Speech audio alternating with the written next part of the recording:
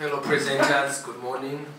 I'm so glad that I'm here to present before you. I also want to appreciate Honorable Basalirwa.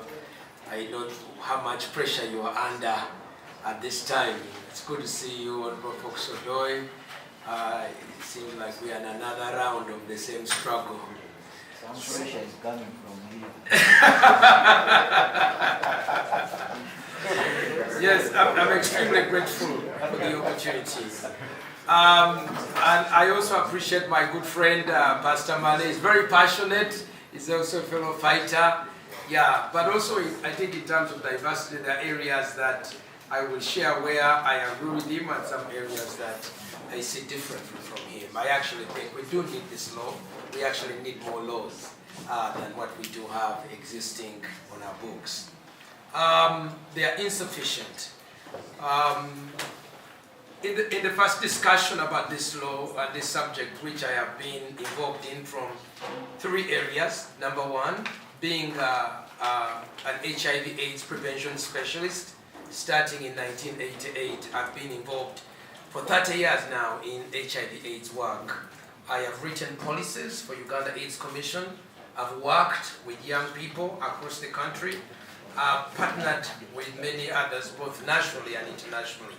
And my approach to this issue of homosexuality, LGBT, started from a policy conflict between us as Africans in our ABC, abstinence, being faithful, and minors of condom, vis-a-vis the European ways of seeing things. For them, HIV/AIDS was gay rights, more gay rights, and more gay rights, more condoms, ARVs, and more pharmaceuticals.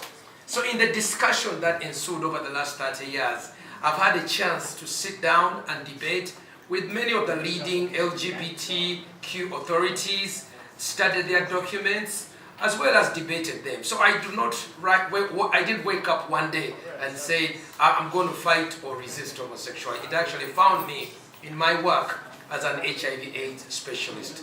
My bachelor's is in social science, sociology, that is preparing people to take the roles that they should have. My master's is a master's of science in counseling and psychology, that is helping people to live well, to live normal, healthy lives. My college, that's in Philadelphia, also gave me a PhD and honorary for the work that I've done in HIV/AIDS and other awards that I've received as a leading clergy in the work of HIV/AIDS. Parliament awarded me the most celebrated worker in HIV/AIDS, handed to me by the President and the Speaker. That's a few years ago. Some you may forget. I share that to stir the memory, because usually when pastors and clergy come up, they think of us as uneducated, uninformed about public health, uninformed about psychology and the law. But I'm glad that you do have someone who's well experienced in this subject. Secondly, I've also been counseling young people for now almost 30 years. Both those who have been involved in HIV/AIDS work, coming out of homosexuality, those who have been victims. Some cases we've succeeded, some cases we've had our fingers burnt, because fighting this issue is very, very difficult. And then finally, then we've also suffered greatly out of that. The last time we did this law, I was sued at the International Criminal Court for crimes against humanity. I was sued in American Federal Court. I was bankrupted financially, devastated, and part of the reason I'm going to make a suggestion is from my experience. Because when I was sued in courts of law, Europeans and Americans, I tried to knock on every door to find help. I went to the Minister of Ethics and Integrity, Father Lokodo, could not help me because there was no law. There's no portfolio of the state. This is completely new. How do we deal with it? Is it Parliament? I wrote to the Speaker of Parliament several times about my plight. I was never helped. I wrote to His Excellency the President. I wrote to the First Lady. I wrote to everybody. I was never helped. And so there is many people who are suffering today. Patriotic, heroic people who are of goodwill, who have suffered much because of this issue, and because the existing laws in place are on DOS, but homosexuality travels on Windows 11. Because the existing laws are typewriter technology, but homosexuality travels in digital.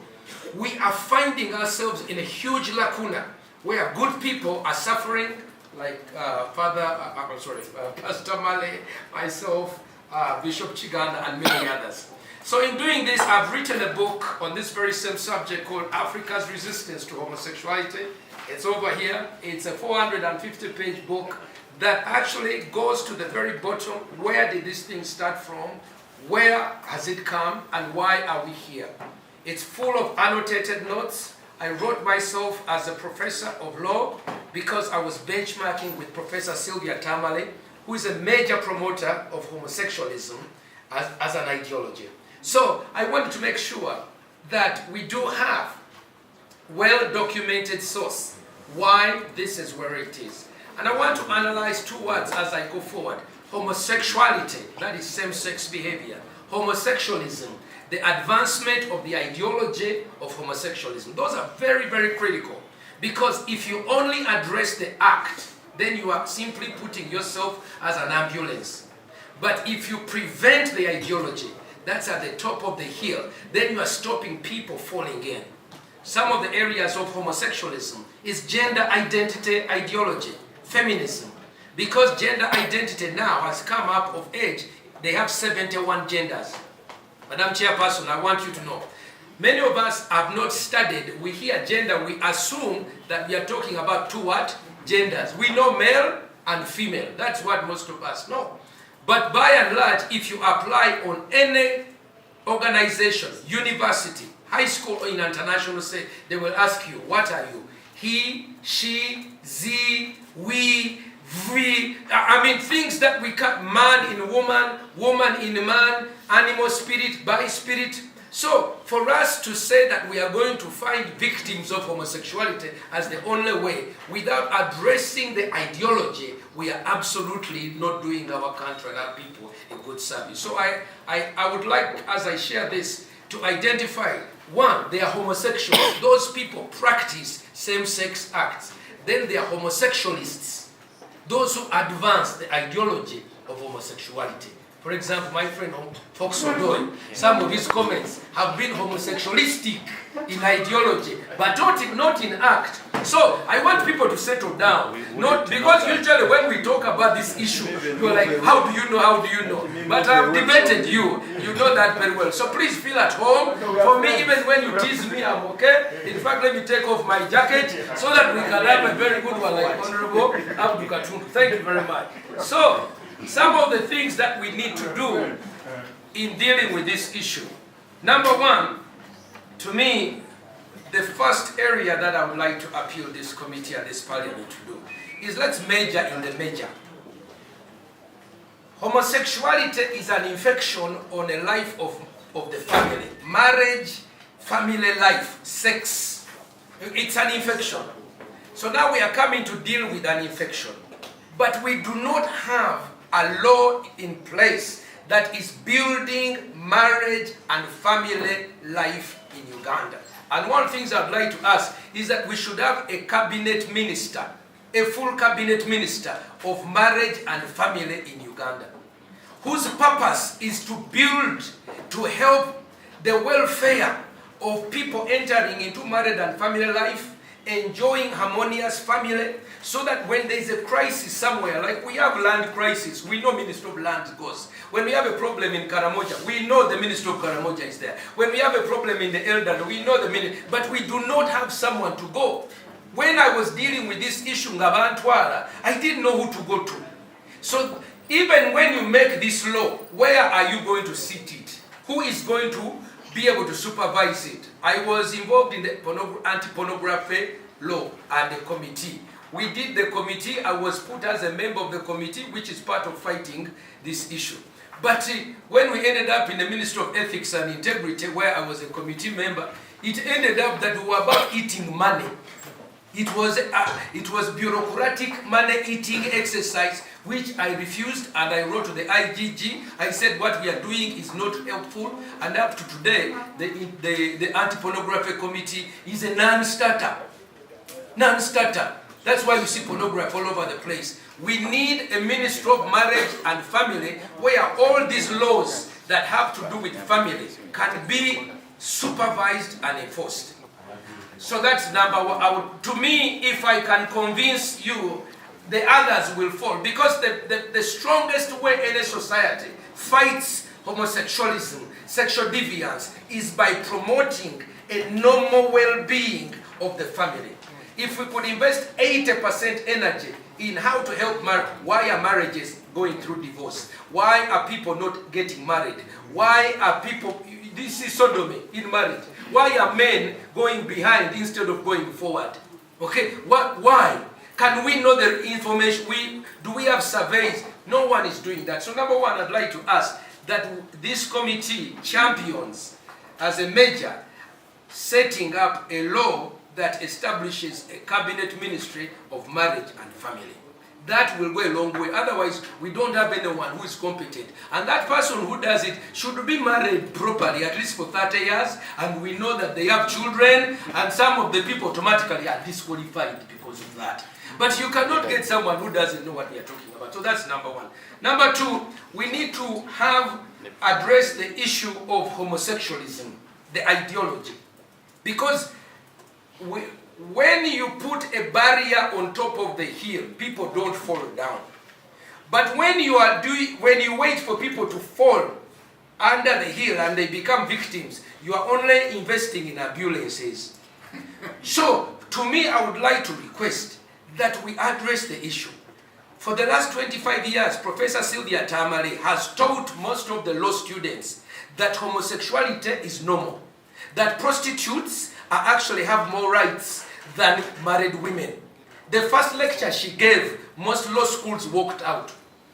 Because she went and studied at University of Michigan, I have a full chapter on her. Because what I'm talking about, I have fully written about it here, 450 pages. She went to University of Michigan, studied sexology, then she came to University of Harvard, had an master, then she came to Makerere and declared a revolution, a radical feminism. Now, many of you don't know what radical feminism is. Radical feminism is a theory of gender that teaches that apart from reproductive differences, men and women are basically the same.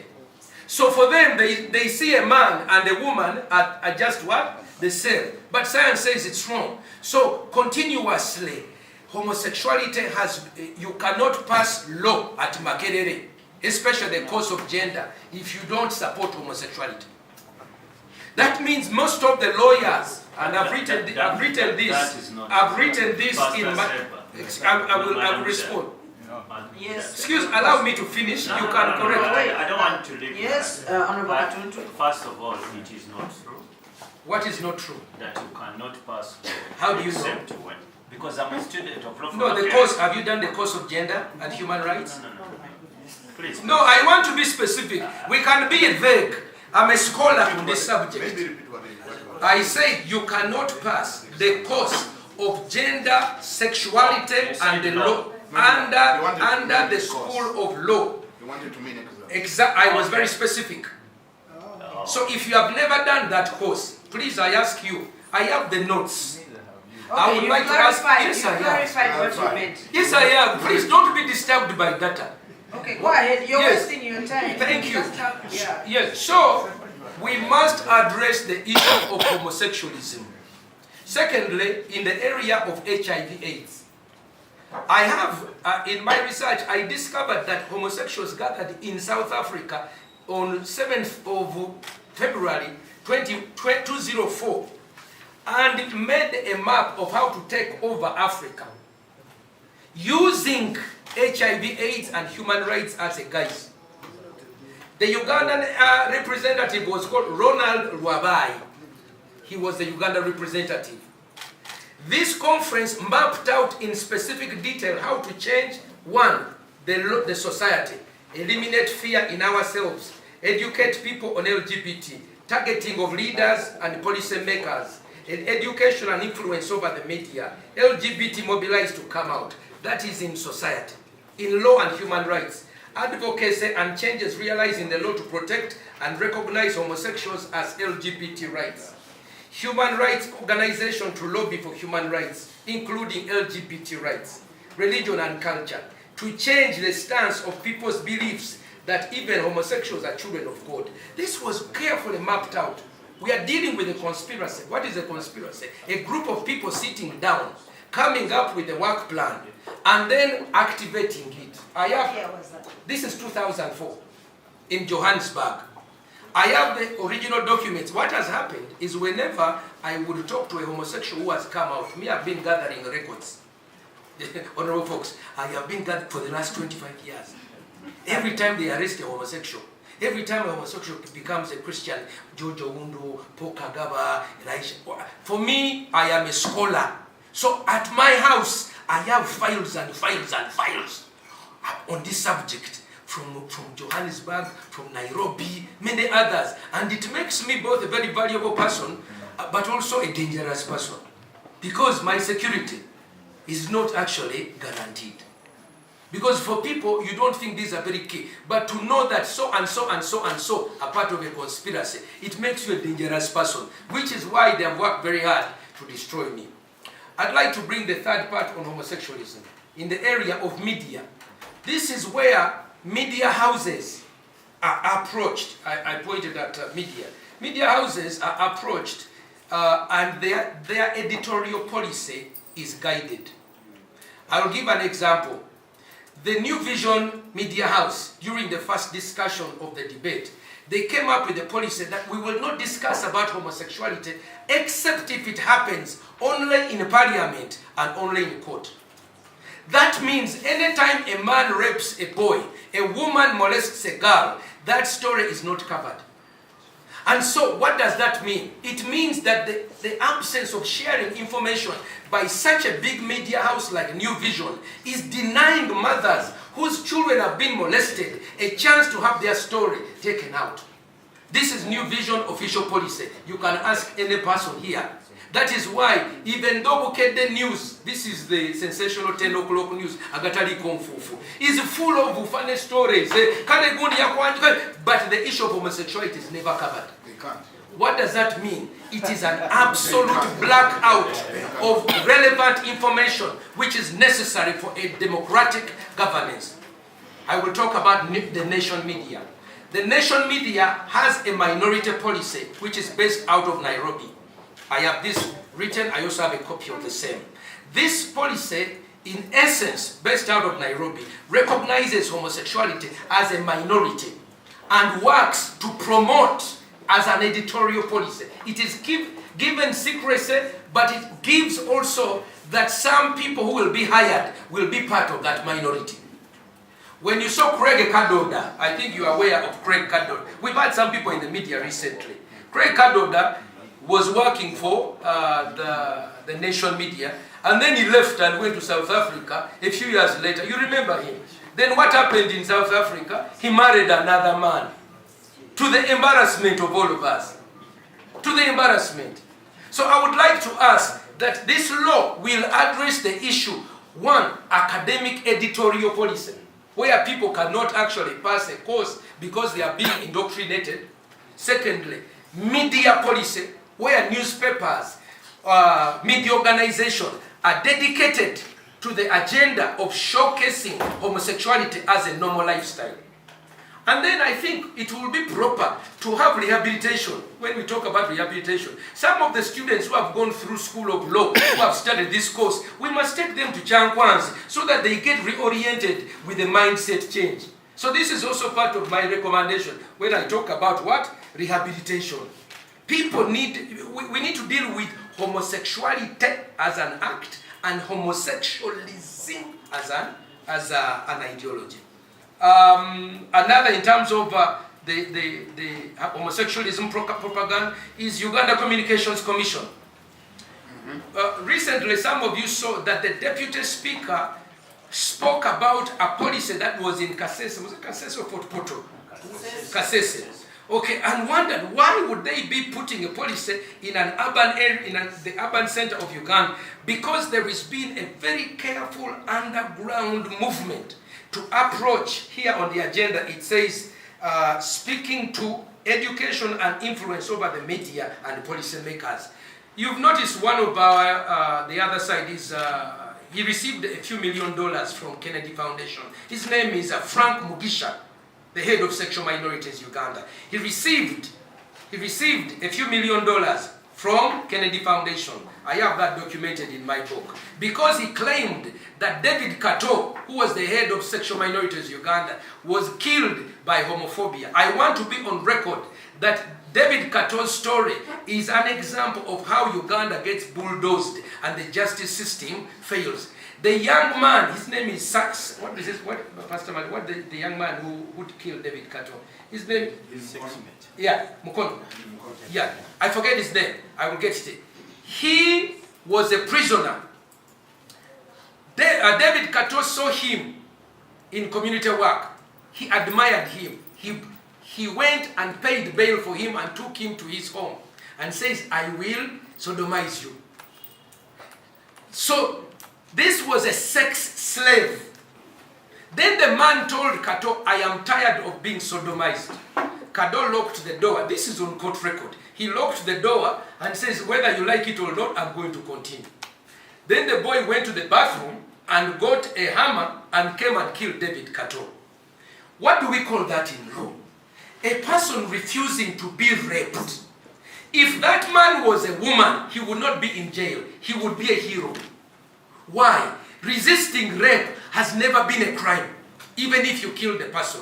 But because Barack Obama called, but because Hillary Clinton called, but because Ban Ki-moon called, but because that case quickly was taken over, it became politicized, and I am convinced today that young man is in jail, not because he committed a crime of killing. He was defending himself from being sexually molested. Many cases have come out like that and they are covered up. There are many people crying. So I go back to the issue. We must, as you make this law, address the issue of homosexualism. UCC has a policy that says that we will be non-discrimination? Yes. It is just, Bishop Chiganda is going to speak about this, that we do not discriminate homosexualists and homosexual content. It's within the licensing document So, that we should not discriminate people. Madam Chair, I need guidance. Do I? No, you just finished. Actually, Okay. your time is up. Oh, okay, very well. His name. Okay, so I want to say that there is a policy at Uganda Communications Commission of non-discrimination. Now, many of us do not know how homosexuality travels. It goes in 4 stages. It is important because many of you think that homosexualism is one stage. No, it's 4 stages. Stage number 1 is called non-discrimination, where you remove the law. Decriminalization. You remove any law against homosexuality. And this is the work of all European and American governments to make sure there is no law. Remove the state.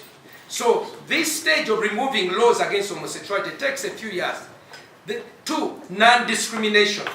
That is a stage where you begin to integrate homosexuals as normal members of society. Transgenders, men who are dressing like women, they come and sit next to you. Stage number 3 is equality. That is when they say, omwenkano. You marry a woman, I marry a fellow what? That is stage number 3. You hear a lot about equality. Stage number 4 is called gay pride, affirmative action, and hate crimes. What is that? They tell everybody to celebrate this lifestyle, and then they give them free scholarships. There are now free scholarships and funding for homosexuals, which are people being taken. And then lastly, hate crimes is if you speak anything negative about it, you have committed a very bad crime, and you must be locked up, you must be switched off the account.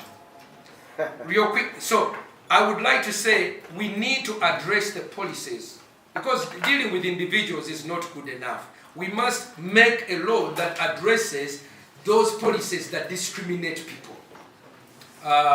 We need a rehabilitation center. I will make this very quick if I ask for 3 minutes. We need a rehabilitation center where people who have been molested, those who are being taken in, can be rehabilitated. Most schools these days talk, we have a zero policy, we have a zero tolerance policy, which is okay. Recently at Budo, there was a case, a WhatsApp case, where there was a parent who was speaking about her son and a student, but what was clear, the school agreed that there was a dorm captain who had confessed to be homosexual. They dismissed him immediately. And other schools do the same. Where do those people go? Where do they go? They go to other schools. There was a boy in P4.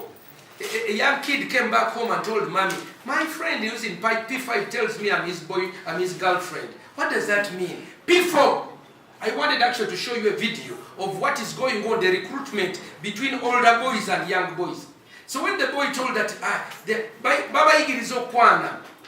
So my point here is we need to have a rehabilitation center. Butabika mental health can be told, Mulago Hospital, the medical school, the School of Psychology can also be told that you need to come up both with a course and a program to rehabilitate this. If it's not put on the agenda, it will not happen. The jailing of prisoners. If you arrest a homosexual prisoner, why, for example,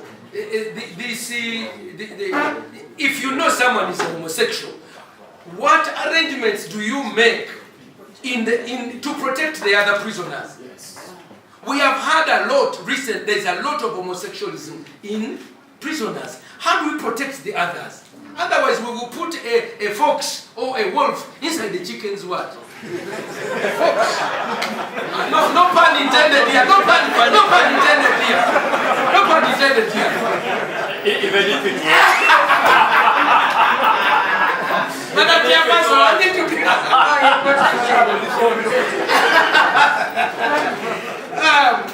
Yeah. Pastor, you have only 5 minutes. Okay. I think that I would like to give one policy recommendation, and then I want to give a forecast of what is going to happen as a result of this.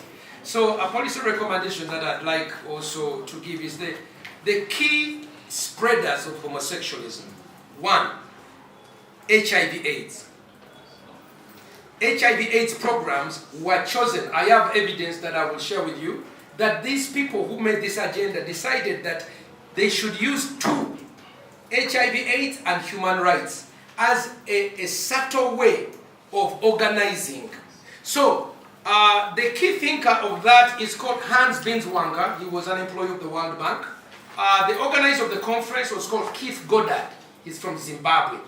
And they made a decision that it will be subtle enough to confuse Africans. That do not say we are bringing LGBT. Say we are organizing for HIV and human rights. So the 3 key areas where money is flowing. 1 is HIV/AIDS. I am an HIV/AIDS specialist, but you can fight HIV to promote gay rights, as Europeans have done, but you can fight HIV to promote behavior change. So we need to focus on that, but the battle is great. In 2004, I was hired by Uganda AIDS Commission to write a policy on abstinence and being faithful in marriage. Because it was contradictory that we have ABC, but we have a policy strategy for condoms, policy strategy for BCT, policy strategy mother to child, but we do not, even now, 20 years later, we still don't have a policy and strategy for abstinence and being faithful. Why? Because the diplomats, I sat with them in the chair, diplomats, DFID, CDC, PEPFAR, they did not like the idea of us writing a documented policy and strategy to strengthen being abstinence and being faithful in marriage. I wrote the document, we gave it to Chiumuro Apuri, he spoke Ludicha, Pastor Seba, yes, we hired you, we've signed contract, but we realized we made a mistake. We should not have done this. Maybe Minister of Gender should have done this. That document was opposed by those people, and it is gathering dust somewhere. And young people in Uganda, whenever you see now HIV/AIDS campaign, it's always about condoms, ARVs, stigma. When was the last time you saw a billboard on be faithful in marriage? What abstinence? No, because there is an active, underhanded pressure by diplomats. Me, I dealt with it firsthand. I know the name. Ruben Del Prado was the UNAIDS ambassador. I remember the other, I have written about them in my book. This is documented. And by the way, I have been asking for financial support to print at least 1,000 copies of this book. Because many of you are talking about something you don't know about. I'm telling you. You know something is wrong, you see how these are moving, the church, this, but you don't know that they actually have an agenda which is well crafted. And Most of our people, when they go overseas, they are discriminated. Where are you from? From Uganda. Oh, where you kill gays. You kill gays. Many of you, rightful, honorable people, are walking with an albatross of stigma that we are such bad, evil people. Yet we have been defending the family because of misinformation. So I'm asking this committee to take the right message that Pastor Semper needs help to publish at least 1,000 copies of Abantu Bategere. Those are the end of my policy recommendation, but a forecast. One, because I'm an expert on this subject, you are going to have what in war is called a false flag. A false flag is where these people are going to look for sympathy by organizing, harming one of them themselves, so that they will weaponize victimology. My last chapter is victimhood and the white savior complex. Homosexuals get visas, money, emergency funds by holding out as victims. You are going to receive, it's going to be a false flag. Security must be prepared for it. If you know you are going to receive phone calls, that's number one. Number two, there's already in place an existing security defense system under JELOS. You know who's funding JELOS? I have talked to OCs who tell me that when a homosexual is brought to the police station, even before me as the OC, I have known the file. I receive a phone call from State Department in Washington that is telling me about a person who I haven't even talked to. They have just registered at the front ward. Because they have a very well organized digital system which is empowered by the Western world. Barack Obama passed the executive order in 2012 instructing all American government, Secretary of Defense, Secretary of Commerce, PEPFAR, every area of US government to have as number one the promotion of LGBT. So as you make this law, you are facing the wrath directly of the entire Western, that's just America. You talk about Canada, Europe. But I commend you for your patriotism. Number two, you're going to receive harassing calls. Harassing calls and intimidation. You won't get visas. But is it in order that even if we disagree with an European or another state, that they should blackmail us? The answer is no. So I encourage us that not only should we look to make a step, we should build new allies. Qatar just organized the best World Cup. They wanted to put homosexualism in it, they refused it. They were saying, no, so take that nonsense out of there. And they organized the most beautiful cup. In fact, I should like this committee to go to Qatar to learn lessons of how to organize the beautiful game, the beautiful cup, and protect our families. And I think we may even get more funding from there, because when they intimidate you on money, there are other countries that have even more money who can support us. I rest my case. Thank you very much.